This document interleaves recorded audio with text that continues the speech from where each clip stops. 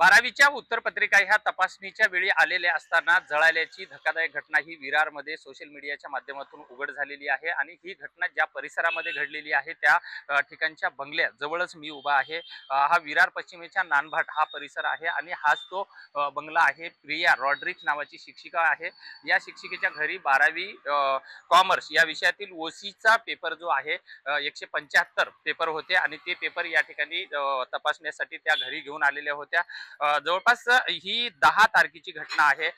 त्यांच्या मुलाची सुद्धा 10वीची पेपर असल्यामुळे त्या मुलाला सोडायला गेलेल्या होत्या आणि देवघरामध्ये जो बल्ब असतो तो शॉर्ट सर्किट झाल्यामुळे त्याचं शॉर्ट सर्किट हे खालच्या आपल्या सोफ्यावरती पडला आणि सोफ्यावर ह्या उत्तरपत्रिका असल्यामुळे त्या उत्तरपत्रिकेला सुद्धा आग लागली आणि त्यामध्ये त्या उत्तरपत्रिका जळाला असल्याची सध्याची पोलिसांकडून ही माहिती मिळत आहे। सध्या पोलिसांनी या सर्व घटनास्थळाचा पंचनामा करून जळालेल्या उत्तरपत्रिका ज्या आहेत ह्या आपल्या ताब्यात घेतलेल्या आहेत।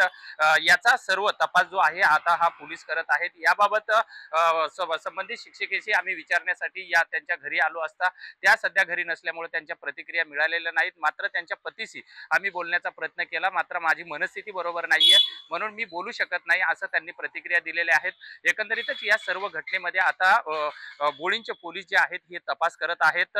12वीच्या उत्तरपत्रिका ज्या जळालेल्या आहेत आता सर्वात मोठा प्रश्न या निमित्तानं उपस्थित होत आहे की बोर्डाचे पेपर हे स्वतःच्या घरी घेऊन येतात का, ते घरी आणून तपासला जातात का, बोर्डाने तशी परवानगी दिलेली असते का आणि आता ह्या ज्या विद्यार्थ्यांच्या ह्या उत्तरपत्रिका जळालेल्या आहेत या विद्यार्थ्यांचं आता पुढचं भवितव्य काय आहे। बोर्ड खऱ्या अर्थानं या उत्तरपत्रिकेवर त्यांचा निकाल देतो की त्यांची पुन्हा एक्झाम घ्यावी लागते हे मात्र सर्व बोर्डाच्या निर्णयानंतर आणि पोलिसांच्या तपासानंतर आता स्पष्ट होणार आहे। विजय गायकवाड, TV9 मराठी, विरार।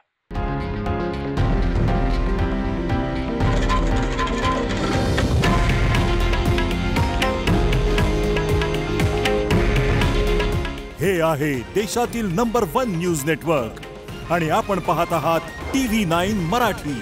काळजी तुमची, हित महाराष्ट्राचं।